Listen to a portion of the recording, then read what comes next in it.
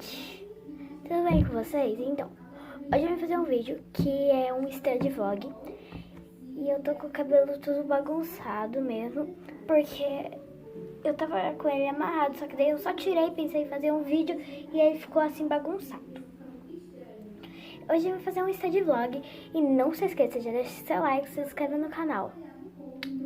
Então vamos lá, né, porque vai ficar meio rápido porque eu vou acelerar o vídeo.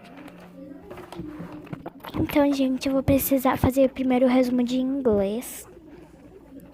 E, gente, se eu não me engano, esse marca-texto é da Jogger Jogger Office, alguma coisa assim.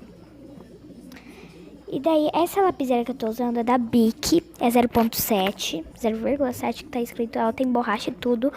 É muito linda e tem o kit dela que vem com 3 lapiseiras que eu paguei R$10, é muito baratinho, muito bom também. Ó, daí eu tava errando muito aí. E, gente, não repare na bagunça que tá lá atrás do meu quarto. E... eu tava fazendo sobre, tipo... I go to the beach on my vacation.